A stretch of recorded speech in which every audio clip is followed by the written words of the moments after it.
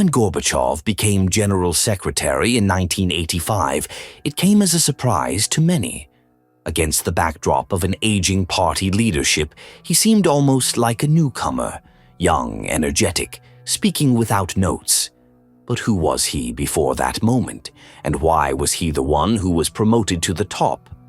Mikhail Gorbachev was born in 1931 into a simple peasant family in the Stavropol region. He studied well, joined the Komsomol early, and then the party. In the 1950s, he graduated from Moscow State University. At that time, this was a significant social advancement. He was able to speak beautifully and confidently, which set him apart from many other party workers. Especially at the provincial level, he began his career in Stavropol, and by the end of the 1970s, he was already in charge of the entire region. In 1978, Gorbachev moved to Moscow and became secretary of the Central Committee for Agriculture, one of the country's key industries. Although there were no particular reforms there, he was remembered for not being afraid to criticize problems openly. This seemed refreshing against the backdrop of generalized, formulaic speeches. And in 1980, a breakthrough occurred. At the age of 49, Gorbachev became a member of the Politburo, the highest authority in the USSR. He was the youngest member, where the average age exceeded 70. Many perceived him as a boy and did not initially consider him a serious competitor. But Andropov himself was behind him. It was he who personally recommended Gorbachev to the Politburo, despite the presence of more experienced and proven party members. This was not just a personnel reshuffle, but a strategic decision. The KGB understood that the old guard was leading the country into a dead end, and that a person capable of change was needed. When Leonid Brezhnev died in 1982, a period began that party officials referred to among themselves as a powerless struggle for power. Brezhnev held on to his position for a long time, despite his age and poor health. At the time of his death, he was almost 76 years old and had difficulty speaking and moving around. But those around him maintained the image of a strong leader because no one wanted change. After his death, no one in the Central Committee knew exactly who to put at the head of the country.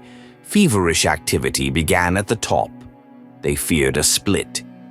The party elite understood that if they chose the wrong person, everything could fall apart. They decided to put in a temporary figure, Yuri Andropov. He was old, but he looked livelier than the rest. The main thing was to preserve the system. When Yuri Andropov became General Secretary after Brezhnev's death, he immediately understood that he did not have much time. He was ill, his strength was fading, but that was not what frightened him most. Andropov saw that the system was collapsing. The old cadres were not coping, the people were dissatisfied, and the economy was on the brink. He needed someone who could continue his work after him, and he began to act. Andropov's choice was not accidental. Mikhail Gorbachev was not just a young and active party member. They were both from the south of Russia, from Stavropol. Andropov had known about Gorbachev since his days in the KGB, how he had boosted agriculture, how eloquently he spoke, and, most importantly, how he was able to strike a balance between orders from above and the real problems of the people. After Gorbachev moved to Moscow in 1978, Andropov began to grow closer to him. He became an informal mentor. He taught him how to behave at closed meetings, how to talk to members of the Politburo, who to interrupt and who to leave alone. It was real preparation for the big game. At that time, few people knew that the KGB, under Andropov's leadership, was working not only against external enemies. They were also monitoring internal processes within the party. In 1983, on direct orders from Lubyanka, a confidential report was compiled. It contained an analysis of attitudes towards Gorbachev throughout the country, from party branches to regional leaders. This was not done without reason. The KGB was preparing for the moment when the question would arise, who's next? While other members of the Politburo argued among themselves about who to support, Andropov was devising a strategy. He wanted the person who would succeed him as head of the USSR to be someone who would do what was necessary, but who would also be a young face of the party. But things did not go entirely according to plan. Andropov remained in power for just over a year.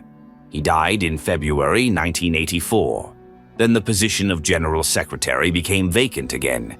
The next in line was Konstantin Chernenko, an even older and sicker man. He was 72 years old and rarely appeared in public. His speeches were unclear and he himself was poorly versed in paperwork. But the party elders chose him again, just so that no changes would begin. However, Gorbachev remained in the spotlight, and the weaker Chernenko became, the brighter Gorbachev looked.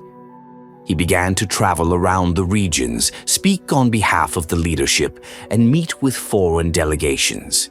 Most importantly, he read official documents instead of Chernenko himself. It seemed absurd, but the system continued to pretend that everything was normal. Behind the scenes, rumors began to spread that the USSR was losing control. The KGB, the Ministry of Defense, and the ideological departments of the Central Committee were looking for a way out. They needed someone who could speak, act, and look alive. Against the backdrop of the dying leadership, Gorbachev stood out. He did not cough, did not stumble over his words, and did not need help walking. At that time, there was already growing discontent within the Politburo and the Central Committee. The country was at a standstill, and the party leadership looked like a madhouse for the elderly. Literally. The average age of the Politburo members at that time was 72. Some were no longer able to chair meetings on their own, but they held on to power with a death grip. At that moment, the young and ambitious members of the Central Committee began to look for a figure on whom they could place their bets. Gorbachev seemed like a breath of fresh air to them. He spoke animatedly, did not read from a piece of paper, traveled around the country, and knew how to find common ground with different people. He was not a reformer. He just seemed alive. Against this backdrop, they began to promote him. But everything happened behind the scenes. There were conversations behind the scenes and agreements under the table. Gorbachev's candidacy began to be discussed among those who wanted change but not open conflict. It was dangerous to criticize the old guard directly, but everyone already understood that if another sick pensioner was put in charge, the USSR would not survive. The most interesting part began before the vote. Sources, including former party workers, said that some members of the Central Committee received calls from the KGB. They were told directly who to support. These were not threats, but recommendations from above. They said that the party must be united. In an atmosphere of fear and pressure, few would dare to go against such a line. It was at this time that a tacit conspiracy began, without bullets or arrests, but with the quiet removal of the old guard and the installation of their own people. Those who supported Gorbachev hoped that he would be flexible and manageable, but they miscalculated badly. By February 1985, it was clear that Soviet General Secretary Konstantin Chernenko was living out his last weeks. He hardly appeared in public, did not participate in governance, and did not sign documents. But formally, he was still the head of the country. The Politburo pretended that everything was under control. In reality, the country was ruled by those who were close to him. It was precisely at the moment when Chernenko literally disappeared from the work process that Gorbachev began to take on more and more power.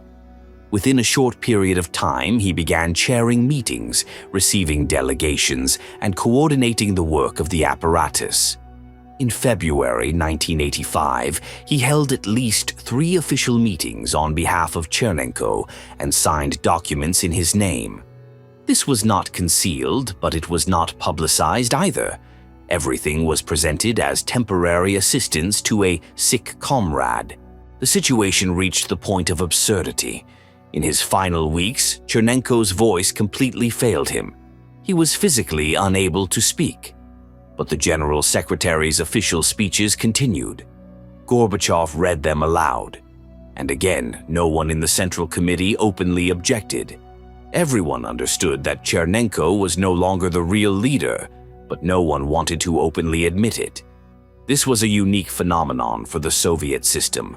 The General Secretary existed, but he was only a formality. All the key levers of power had passed into the hands of another person who had not even been formally elected. Gorbachev became the shadow leader, and it was at this moment that official circles of support began to form around him. This was no longer just a temporary replacement. It was a transfer of power without a formal election. The country did not yet know that in the coming days a change would take place that would turn everything upside down.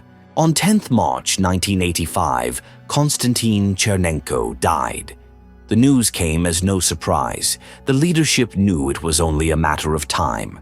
On the same day, preparations began for an emergency meeting of the Politburo to decide the main issue: who would become the new General Secretary. But in reality, everything had already been decided in advance. At that point, Gorbachev was effectively acting as head of state.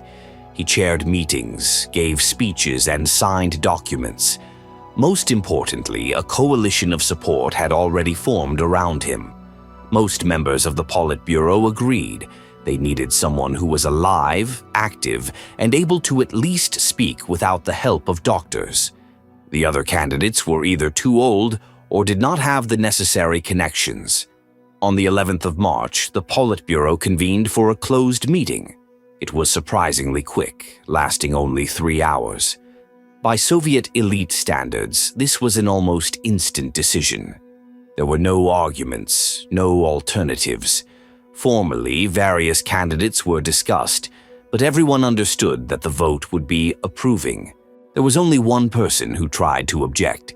It was Viktor Grishin, first secretary of the Moscow City Party Committee. He was considered one of the possible contenders, but his speech was cautious and quiet. He hinted that it was not worth rushing and that perhaps it was worth considering another candidate. He was immediately pressured. He was reminded of party discipline. Grishin fell silent. He was simply persuaded. In the end, Gorbachev was elected unanimously. There was no real choice. Everyone supported him, the old guard and those who had previously kept their distance. This decision was presented as party unity.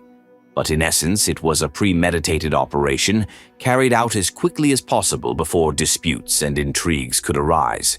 Before that, when Mikhail Gorbachev was one step away from the highest power, he had to act cautiously. He was younger than almost all members of the Politburo, without any notable achievements and with a reputation as promising but modest. In order to get the necessary number of votes and not provoke resistance from the old party guard, Gorbachev began to make promises. He assured his colleagues that he would not stage revolutions within the party. He promised not to touch the old guard, not to carry out personnel purges, and not to break the established system. This sounded encouraging to everyone. It meant that the system would remain the same, only with a new face. This reassured even the most cautious. Some saw him as the ideal compromise, young, meaning he could show the party was being renewed but without risk, intelligent but not too ambitious. Many decided that Gorbachev would be a puppet who would be easy to direct and control. That was their main mistake. At first, Gorbachev did indeed behave cautiously. During his first months in office, he hardly touched the composition of the Politburo, did not make any sharp statements, and focused on soft reforms. But by 1986, it became clear that he was not going to be convenient. A year later, he began to remove from power the very people who had secured his support. Gradually, those who had voted for him, who considered him a safe choice, began to disappear from the leadership. Perestroika began, and it affected first and foremost those who had counted on stability. These mistakes proved fatal. Gorbachev began to change the system, and those who had brought him to power became his opponents. Within a year, Gorbachev began to change not only his leadership style, but also the very essence of power. He began to speak openly about problems in the economy, corruption in the party, and the need for reform. This greatly frightened those who had brought him to power. They had expected him to act cautiously and consult with them.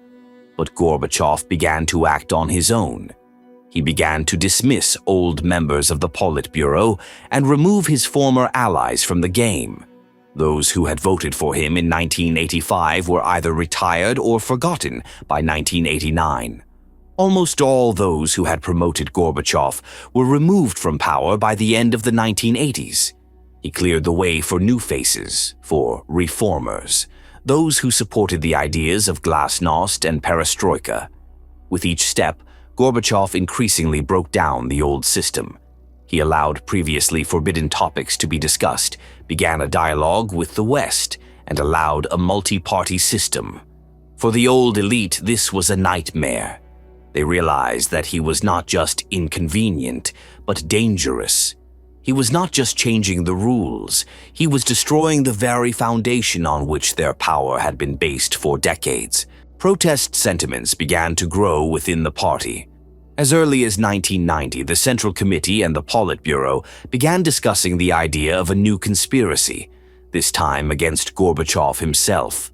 The country was no longer centrally controlled. The republics began to demand independence, the economy was collapsing, and the people took to the streets. In the end, Gorbachev became the destroyer of the system. It was not his enemies who feared him, but his former allies. And when they tried to take control of the situation, it was already too late.